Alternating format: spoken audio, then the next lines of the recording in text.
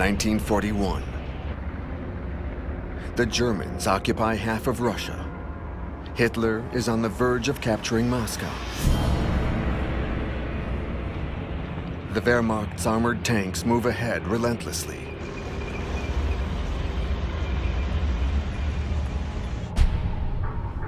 Moscow, November 7th, 1941. The 24th anniversary of the Communists' rise to power. 28,000 soldiers are gathered in front of the Kremlin in the freezing cold. The Soviet leaders have decided that the traditional parade will still take place.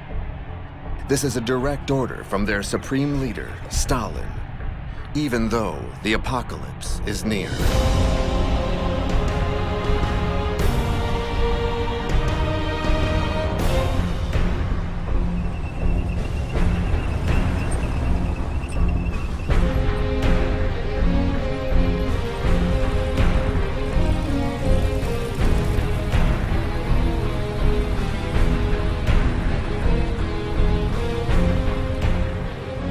Margarita Pogrebetskaya, a young Muscovite girl, declares, "Moscow, my motherland, my love, invincible Moscow.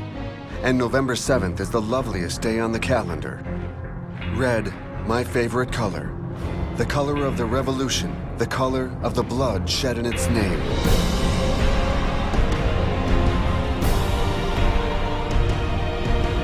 From the top of the Lenin Mausoleum, Stalin speaks out.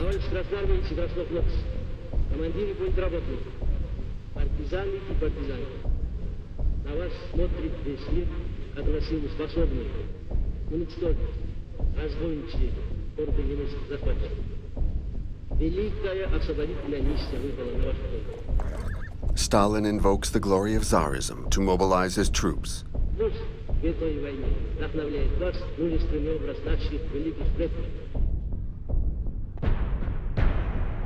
And he reminds them, in comparing Hitler to Napoleon, one should not forget Napoleon's fate. Hitler cannot imagine such a fate. The Blitzkrieg, or lightning war that should have put Stalin out of commission in just a few weeks, has slowed down. But Nazi Germany still has considerable strength. One last effort, and Moscow will be conquered.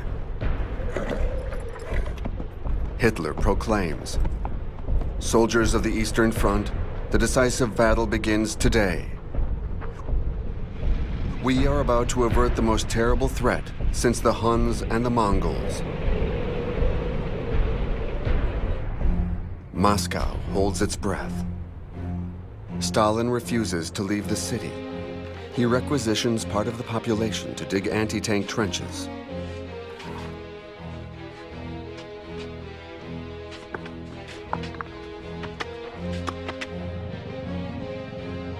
Arrests are multiplied, often targeting Soviets of German origin or the Spartak Moscow star football player, suspected of having said, "The Germans will take the city. It's the end of Bolshevism."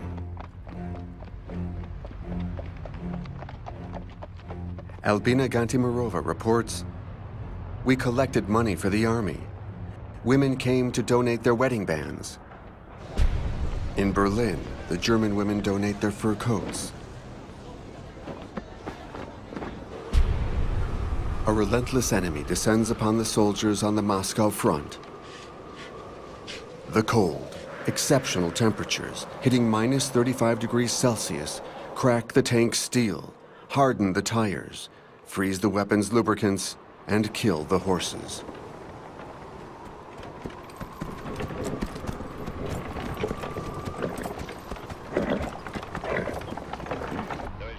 December 5th, 1941.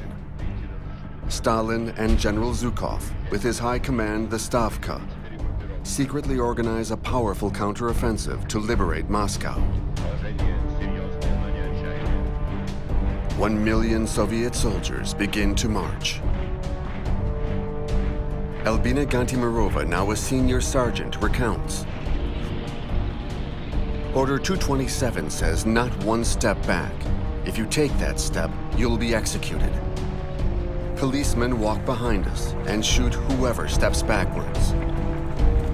Stalin jokes with his macabre sense of humor. In our army, it's more dangerous to move backwards than forwards. Stretcher bearer Nadezhda Anisimova tells, "Dying, I'm not afraid of dying, probably because I'm young. Death is always close by. Whenever I see a fallen soldier, the others yell out to me, 'Don't go, you'll get yourself killed.' I crawl over to the person, but I bring him back alive. The commander wants to punish me for disobeying, but his second in command wants to decorate me. At 19, I have a medal for bravery and gray hair. I am sent home. I have 2 perforated lungs and a bullet in the spinal cord. I am paralyzed. My mother and sister tell me they had received notification of my death. On the front, other women suffer, yet they continue to fight.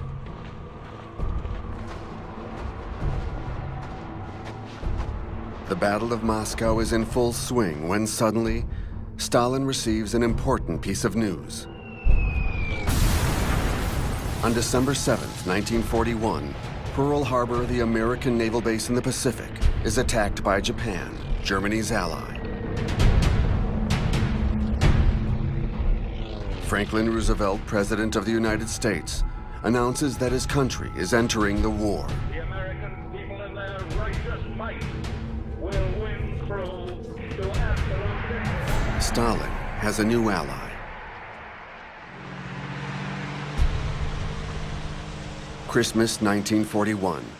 Moscow is saved, but the cost is high, 300,000 dead. Stalin broadcasts this image of a woman genuflecting to show that God is no longer outlawed.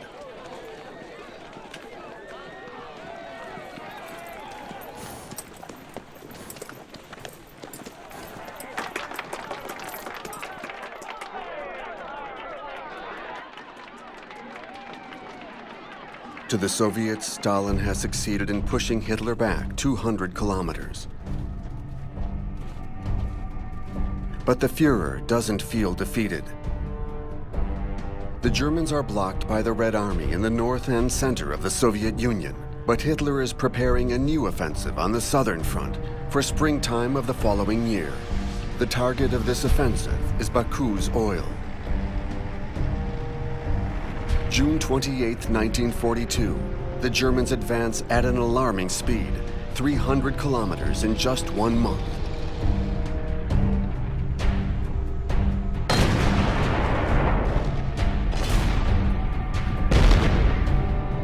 This is Russia's Black Summer. July 23, 1942. Hitler worries his high command with a new project, one that will divide German forces. Hitler orders General Paulus, who organized the attack on the Soviet Union, to move on Stalingrad. This objective is both strategic and symbolic. The city bears Stalin's name. The Germans can then hit Moscow from behind. German tanks move dangerously close to Stalingrad.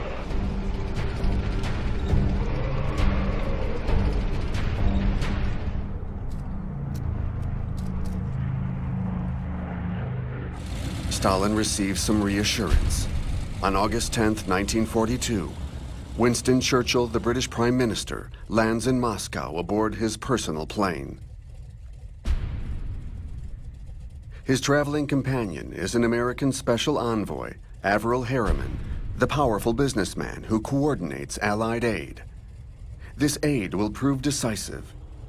15,000 planes, 140,000 trucks, millions of tons of fuel and supplies.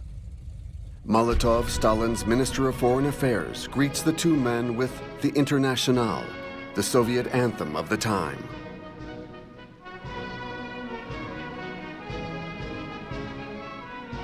The two representatives of the capitalist world listen to the revolutionary chant without the slightest reaction.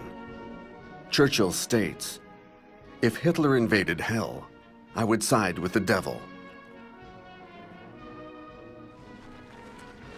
Churchill writes in his memoirs, I pondered on my mission to the sullen, sinister Bolshevik state that I had once so hard tried to strangle at its birth, which I had regarded as the mortal foe to civilized freedom.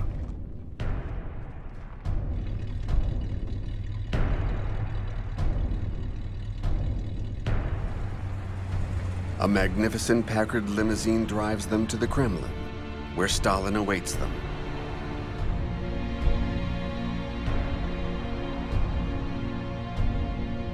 Everyone is all smiles. The Americans and the British need Stalin. They know that supplies won't be enough. They need manpower. The sacrifice of Russian troops by the millions will enable them to destroy the Nazi beast. In addition to American aid, Stalin wants to urgently open a second front, meaning an Allied landing in the West to divide German forces. Hitler is worried about the possibility of an Allied landing. He needs to finish off quickly in the East. He needs to put an end to Stalin. He needs to put an end to Stalingrad. The Stukas, the German dive bombers, complete the destruction of what once was the USSR's model city.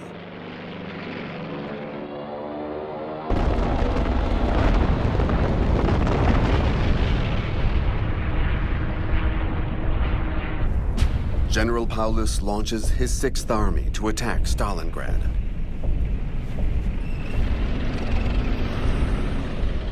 The Germans reach the ravines, the city's natural first line of defense.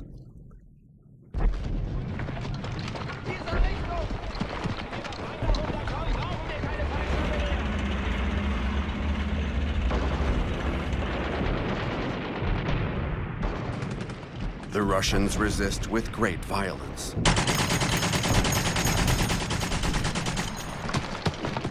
Stalin declares, if we surrender Stalingrad, the south of the country will be cut off from the center. We would lose our main waterway, and soon our oil too. Stalin's rise to power began here, a quarter of a century earlier. This city, at the strategic intersection between Baku and Moscow, was known at the time as Tsaritsyn. 1918, the territory controlled by the Reds, Bolshevik communists, is attacked by the Whites, the Tsarist army. Civil war breaks out. Stalin already has a role in history's first communist government. At the head of this government is Lenin, who appreciates Stalin's determination. Stalin is commissar for food supplies. He travels to Tsaritsyn to find wheat for the country's hungry capital.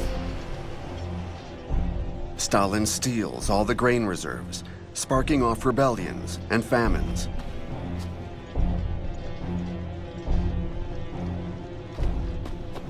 Lenin has also put Stalin in charge of watching over the man who defends these rich agricultural lands. Trotsky, the powerful People's Commissar for War, has become too independent. Trotsky, in order to save the threatened city of Tsaritsyn, puts former officers from the Tsar's army in charge of his troops. These men are more competent leaders. Stalin defies Trotsky. He accuses Trotsky's officers of colluding with the Whites and decides to eliminate them. So he gathers them on barges and sinks the boats in the middle of the Volga.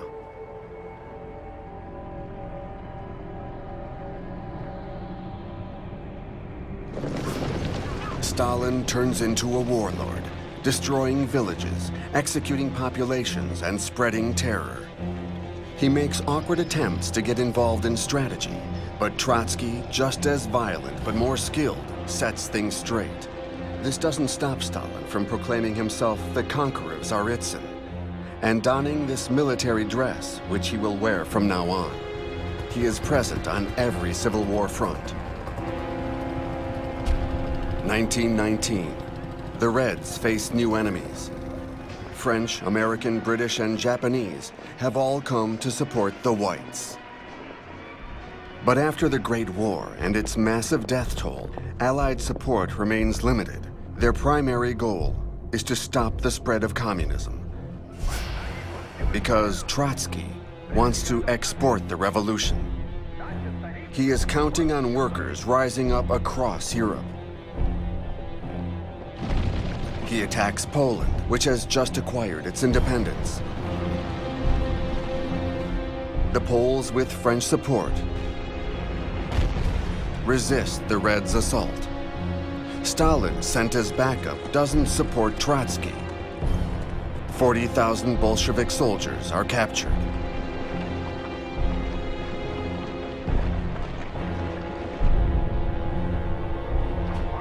In 1920, despite his failure in Warsaw, Trotsky still embodies war communism, the Red Army's absolute priority. Trotsky succeeds in keeping Stalin away from military affairs, even though he is still in the government.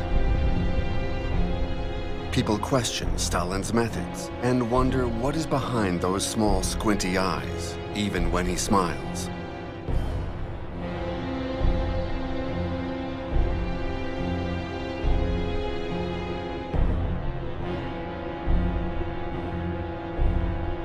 Helped by his Georgian accomplices, Stalin tames the separatists with his iron hand, just like he did in Baku, in Azerbaijan. The local communists are forced to celebrate the end of their independence to the tune of the Internationale, played on the tar, a popular Caucasian instrument.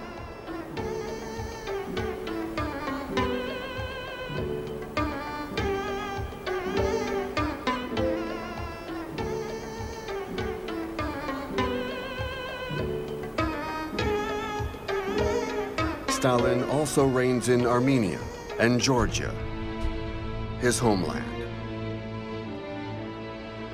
When he goes home to visit his mother, she asks, "Tell me, my son, you don't have the Tsar's blood on your hands, do you?" Stalin swears that he had no part in the assassination of Nicholas II and his family 3 years earlier. Nicholas II, captured by the Bolsheviks, along with his heir, the Tsarevich, the Empress, and their 4 daughters, were moved from location to location throughout the Civil War. They ended up in this house on the Siberian border, where they were executed. Who gave the order to shoot? Who really gives the orders in this regime? Is it Lenin, the regime's founder and supreme guide? Or the Council of the People's Commissars, the government that Stalin belongs to? Or the Political Bureau, the Politburo, that Stalin also belongs to? Orders are given by the Communist Party. Where Stalin's power is rising, the party also inflates the power of the bureaucrats.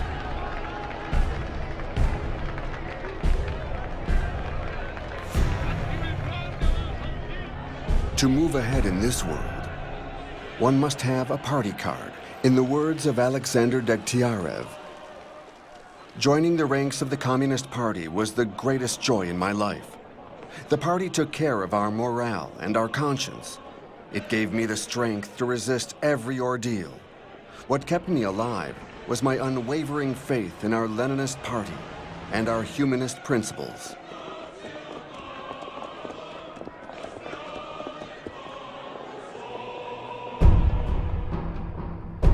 But what of humanist principles? The collective paranoia of Lenin, Stalin, and the Bolsheviks is so strong that they order a massive purge in the heart of the party. 220,000 members are thrown out. The secret police increases its efforts to hunt down the enemies of the people.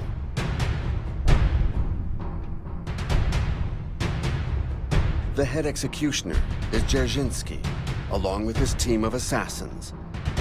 Stalin is a close, intimate friend. In his journal, Trotsky claims to have heard Stalin say to Dzerzhinsky, "The greatest delight is to pick out one's enemy, prepare all the details of the blow, to slake one's thirst for a cruel revenge, and then go home to bed." Here, next to Lenin, is Boris Bajanov, Stalin's personal secretary. He writes, "During a Central Committee session, Trotsky said the following to Stalin's group. We will shoot you all. Yes, we will. You want to shoot us too, but you don't dare. But we will dare. Who will shoot whom?" For Stalin, war had openly been declared by Trotsky when he wrote this to Lenin after the victory on the Volga. "I consider the way Stalin took credit for the whole Tsaritsyn campaign to be akin to a dangerous wound.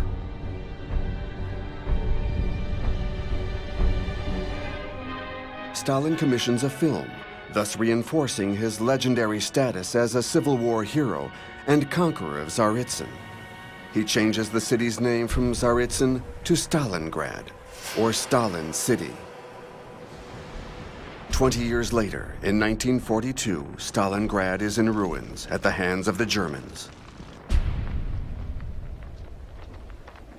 October 15, 1942, Hitler's troops, after 2 months of arduous combat, have reached their goal, the shores of the Volga.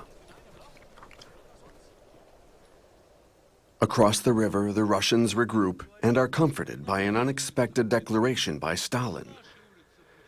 "Tomorrow, we shall dance in the streets." What does Stalin mean?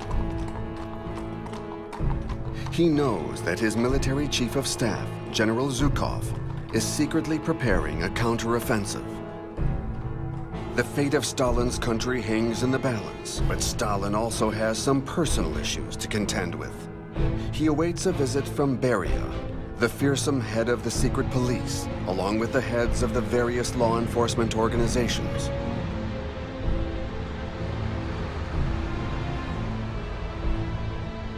Stalin has asked for an investigation into a letter written by Roman Karmin, a famous filmmaker. The letter denounces an affair between Karmin's wife, a renowned actress named Nina Orlova, and Stalin's second son, Vasily, a fighter pilot in the 32nd Guards Air Regiment. Vasily is a dangerous pilot, and his father ultimately grounds him. He is drunk most of the time. He shoots the chandeliers and beats his wife, who just gave birth. Nicknamed the Tsarevich, Vasily organizes orgies. The letter also points a finger at Vasily's sister, 16-year-old Svetlana, Stalin's only daughter. The girl was found in the arms of Alexei Kapler, a renowned 38-year-old screenwriter. Stalin cannot imagine his daughter with a man 20 years her senior. But Stalin was 20 years older than Svetlana's mother, Nadezhda, who died in 1932, officially of acute appendicitis.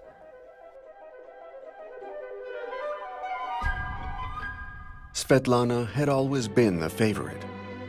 She was fawned upon by seemingly inoffensive men, like the one she called Uncle Beria, the police chief. Or she would sit on the lap of the despot, a good family man, known to be facetious on occasion. In 1942, during the Battle of Stalingrad, Svetlana learns that her mother committed suicide 10 years earlier. Why? State secret. Svetlana consoles herself with Kapler. Through him, she discovers literature, often erotic in nature. Svetlana writes, "What bothered my father most about Kapler was the fact that he was Jewish." During that month of November 1942, the letter denouncing Stalin's children is a very delicate business indeed. Its consequences directly affect the nomenklatura, the magic list of the regime's elite. From party officials to useful artists to police executioners.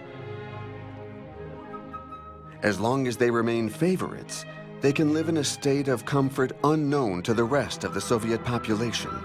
This holds true even in the most dire periods of the war. So Alexei Kapler, Stalin's daughter's great love and a renowned figure in the film world, thought he was untouchable. he is sent to Stalingrad as a Pravda correspondent, ostensibly to be killed.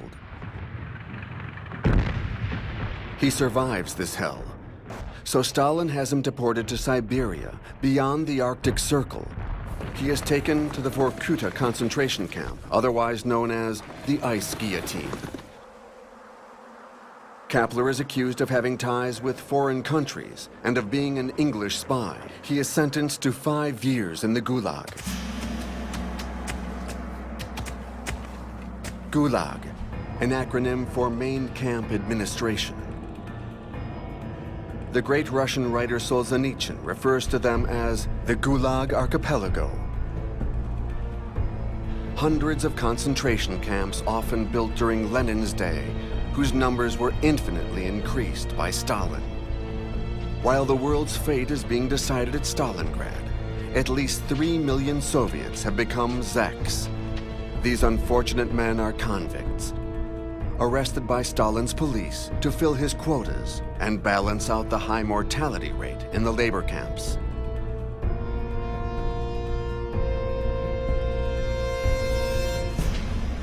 This endless source of slave labor is an important contribution to the Soviet war economy.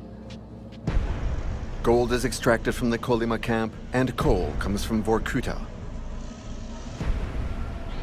In this mining complex, university professors, violinists, and priests alike make their way down the shaft. Other zeks build the railways across the endless stretches of snow.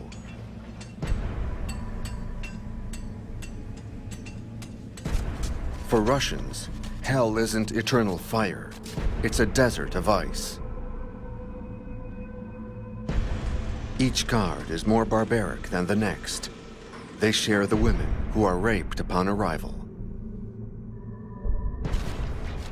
One zek among others, Myron Etlis, explains further. The camp is a school of decomposition for all of us. Each man emerges with irreparable damages. Our people as a whole have been damaged by this collective experience. The Gulag has infected our genes. 1,607,000 zeks die in the gulags.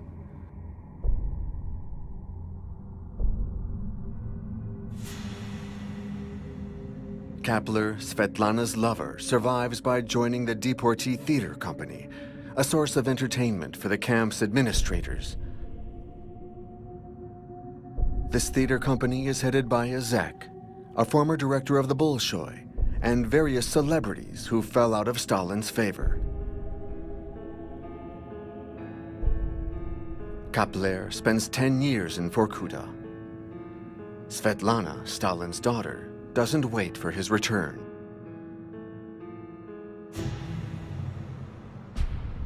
November 1942. Entrenched in the paranoid solitude of the Kremlin, cut off from his family, Stalin ages. The Battle of Stalingrad occupies him 16 hours per day. He grabs a few hours' sleep on a cot in his office. He chain smokes, and at 63 years old, his arteriosclerosis is life-threatening.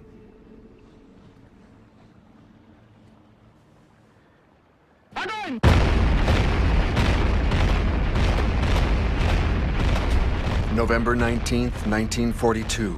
13,000 Soviet cannons fire their terrifying multiple rocket launchers. The Germans nickname these missiles Stalin's organs after their roar.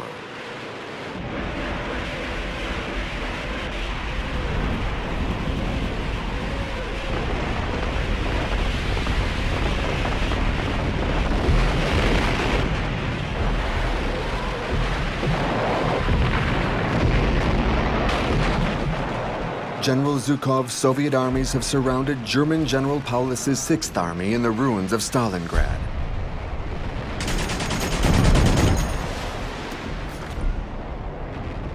Hitler orders Paulus not to break through the circle and retreat. 1 month later, the Germans are out of munitions and food. Cases of cannibalism abound. The Soviets are moving forward everywhere.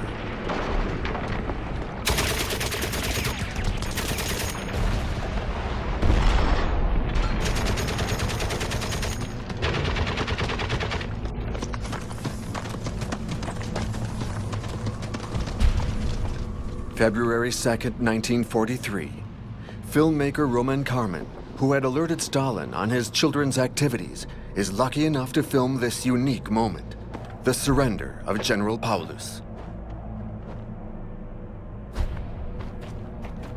The head of German forces in Stalingrad was promoted to marshal the previous day by Hitler in a move to push Paulus to commit honorable suicide. But Paulus replies, "I'm not going to shoot myself for that corporal." Paulus doesn't see Hitler as the Führer anymore, but as the World War I soldier whose incompetence has led to disaster. Once Paulus finds himself a Soviet prisoner, he feels nothing but hatred towards Hitler.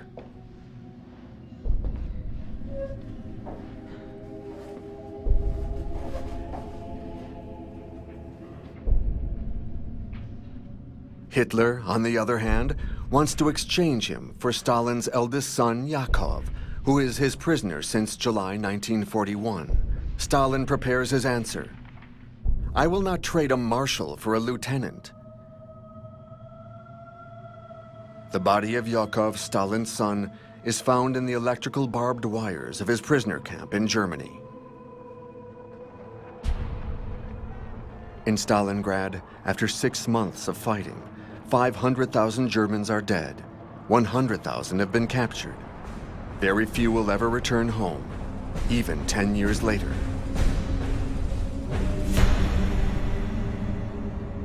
"900,000 Soviet soldiers have been killed. 700,000 have been wounded."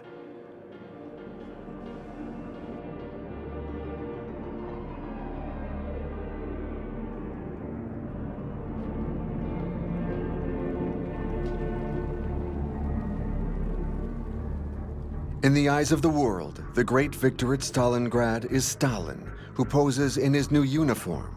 The great martial star shines on his epaulets. The biggest American magazine of the time, Life, features Stalin on the cover of its March 29, 1943 issue, the supreme honor. This outcome couldn't have been predicted 20 years earlier.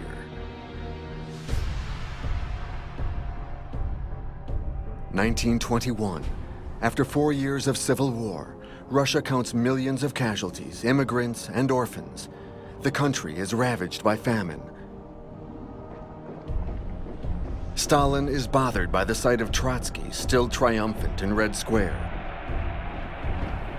Even though war communism has brought about the fall of the economy. Severe rationing is in place, except for the 20,000 party and police officials, who are entitled to 4 kilos of meat and 4 kilos of fish per month. A worker only receives 200 grams of fish, usually rotten. The workers can no longer feed their families. They rise up, even though striking has been forbidden since December of 1917. Trotsky declares, "All resistance can be countered by one word: shoot." At this point, 18,000 sailors and officers at Kronstadt, the naval base in the former capital of Petrograd, join the fray in support of the striking workers. Their credo is, yes to Soviets, no to Bolsheviks.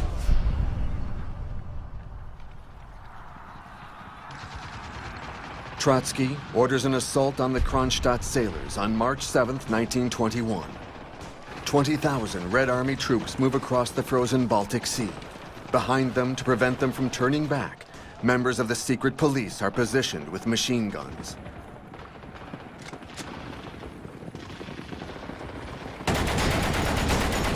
After 10 days of bloody combat, the rebels have run out of food and munitions.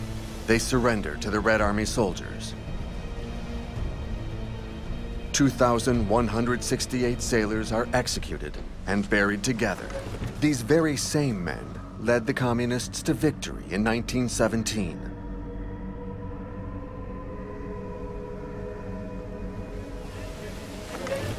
But the Kronstadt rebellion forces Lenin to back down. He declares, "It is possible for us to take a few steps back without destroying the dictatorship of the proletariat."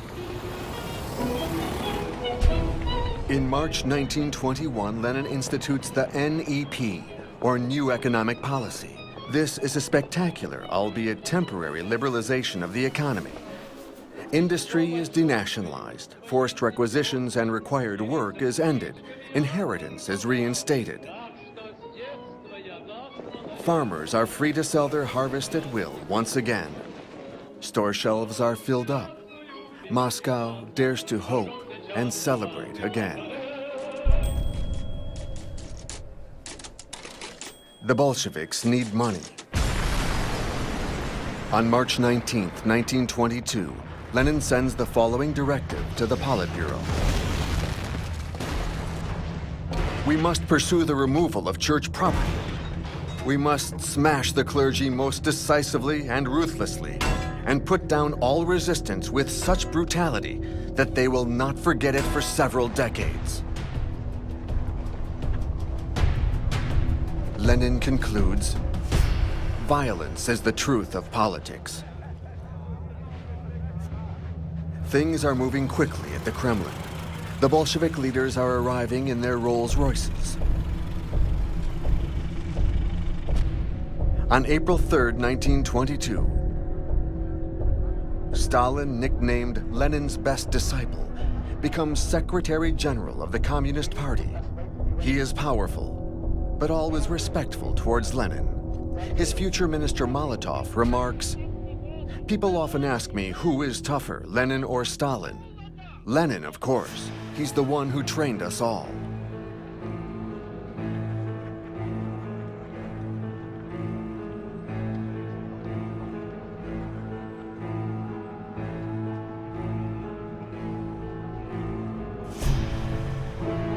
Suddenly, on May 25, 1922, Lenin suffers a stroke at the age of 52. He is partially paralyzed. 6 months later, he has a second stroke. The party's Central Committee put Stalin in charge of taking care of him. Stalin isolates Lenin and prevents his entourage from writing anything dictated by him.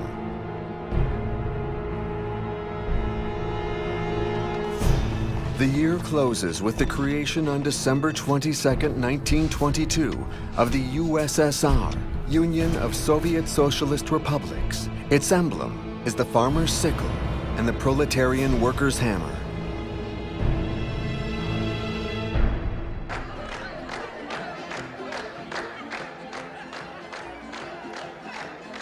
This grand announcement, along with the end of the Civil War, trigger hope for a respite.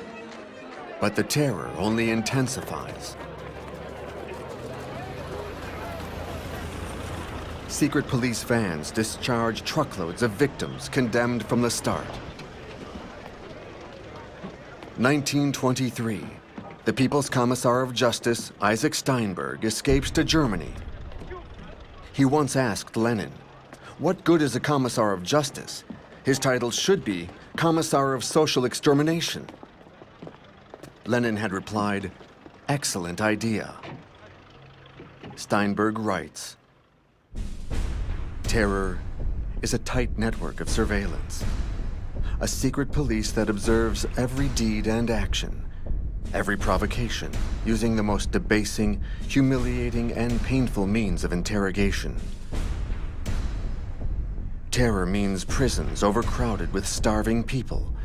It means displaced populations, requisitions, and confiscations that strike out at the famished and the exhausted."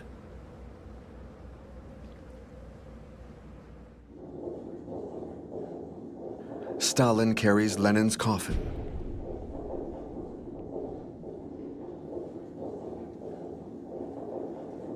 Nadezhda Krupskaya, his widow, reveals that Lenin managed to dictate a will in which he stated, "Stalin is too brutal. I suggest that the comrades find a way to remove him from his position as Secretary General." Stalin reacts very violently and threatens Lenin's widow, forcing her to publish a denial in Pravda.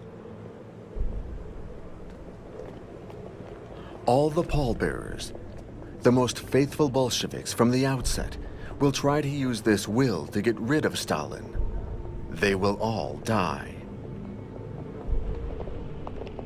Lenin's true will, respected to the letter by his heir Stalin, is his doctrine. The never-ending purification of the social body, which also applies to the party, the state, and the bureaucracy. The hunt for the false communist, that parasite who has infiltrated the party state's administrations. Eliminating these parasites, the survivors of a doomed capitalist society, is an essential task. This purge will be endless for Stalin as it was for Lenin. The war against the enemy will never be over. While Lenin's body is quickly being embalmed, Stalin blows up the frozen ground in front of the Kremlin wall. To lay the foundations of a mausoleum, first comes the wood, followed by red granite and black marble. With a grandstand, where the omnipotent communist leaders will ritually stand to dominate the people.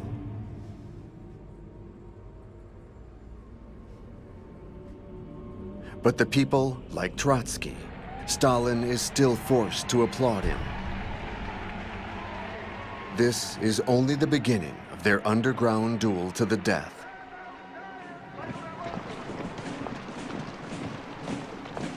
Pioneers and komsomols, the communist youth, march in front of the tomb all year long. Within their ranks, Vasily Nikolaev weeps. He wonders, how can the great Lenin be dead? It's impossible. He is a saint. Lenin's cult of personality is born.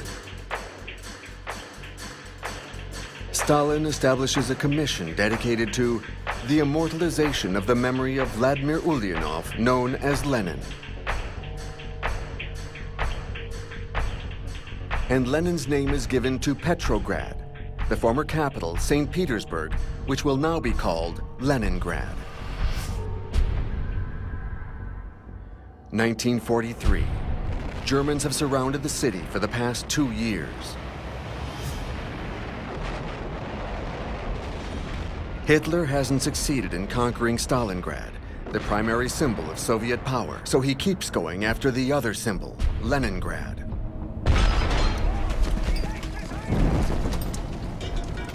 Hitler declares, "I will destroy this city, decimate its population. It will never rise again. I hereby take this solemn oath." This proves to be one of the longest and most devastating sieges in history. 800,000 inhabitants die of hunger. 13-year-old Tanya Savicheva wrote a diary which has become a Russian national treasure. In 9 pages, Tanya sums up her ordeal. December 28th, Zhenya died. January 25th, Grandma died. March 17th, Leka died.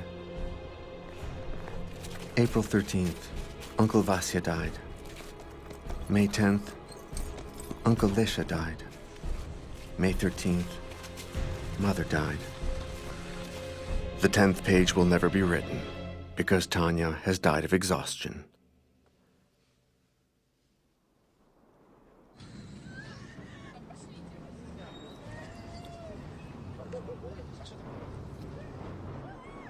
This encompasses all the suffering and resistance of the Soviet people. But are there any memories other than those of a country cursed?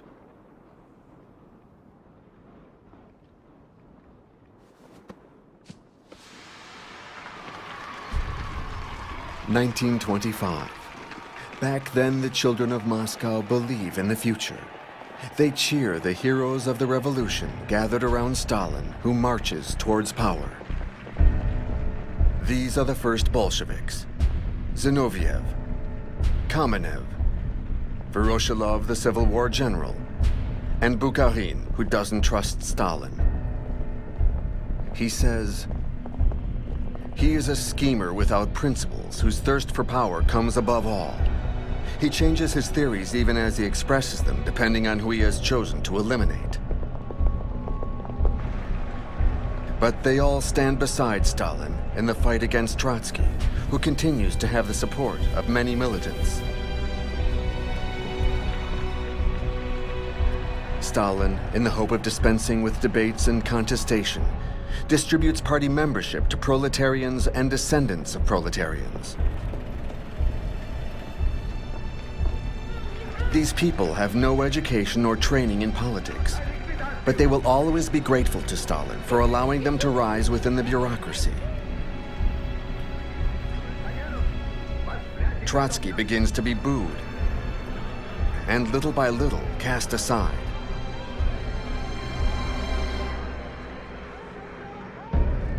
Stalin doesn't yet have the power to kill off his enemies. But after 3 years of fierce struggle and devious plotting, he manages to get Trotsky banned from the party. Stalin can now humiliate Trotsky and have him exiled to a faraway Soviet republic in Central Asia.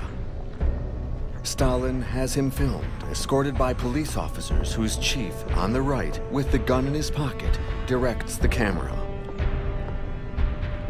Next, Stalin gets the Politburo to accuse this founding member of the USSR of anti-Soviet activities. Trotsky is deported.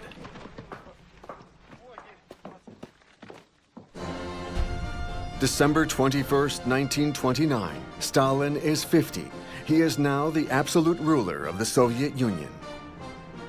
He summons the cameras to the Kremlin in front of a statue of Lenin to show that he is truly the heir.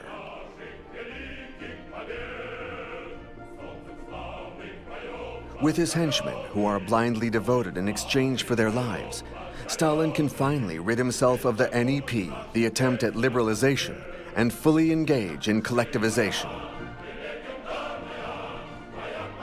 The party newspaper, the Pravda, is displayed in the hallways of the Kremlin, boasting this front-page headline: "A great Bolshevik round of applause for the greatest communist leader in the world."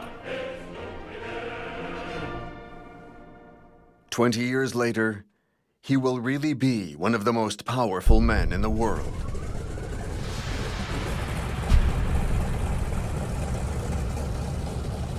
November 25th, 1943, Stalin takes an airplane for the first time in his life. Flying over his native Caucasus, he is afraid.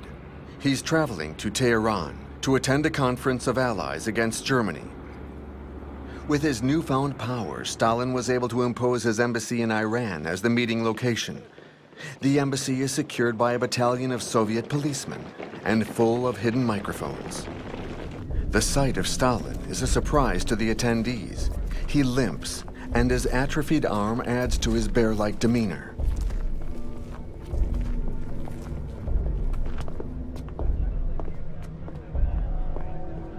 Churchill, in his Royal Air Force attire, strikes a pose.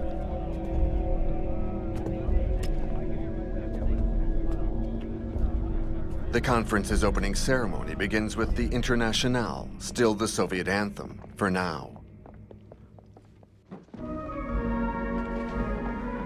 Stalin, who orchestrated everything on his own, is surrounded by his old accomplices, Marshal Voroshilov and Molotov, his Minister of Foreign Affairs.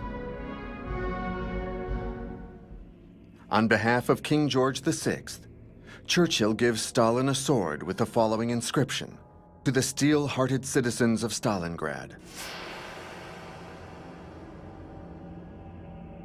Voroshilov has the misfortune of dropping the sword.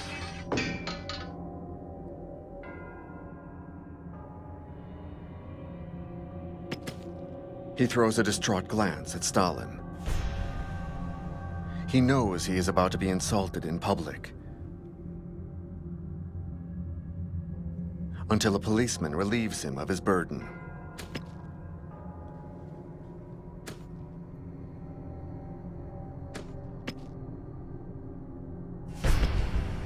Then Churchill and Stalin join the American President Franklin Roosevelt, who is disabled and tired from the long trip to Tehran.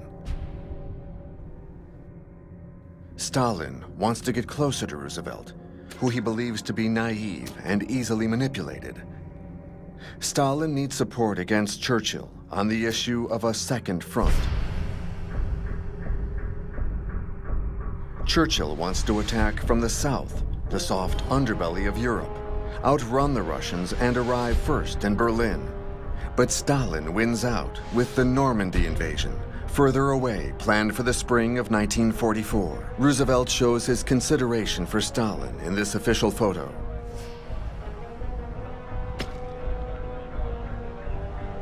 Everyone hopes to be introduced to Stalin, even Sarah, Churchill's daughter.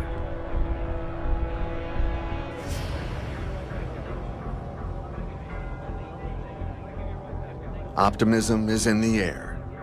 Stalin just defeated Hitler in the Battle of Kursk. Churchill declares, "God is on the Allies' side." Stalin replies, "The devil is on my side. He's a good communist." Is Stalin on his way to becoming master of the world?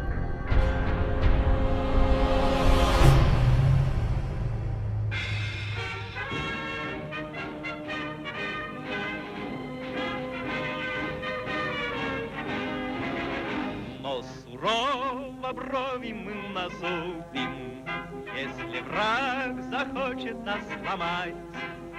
Как невесту родину мы любим, бережем, как ласковую мать.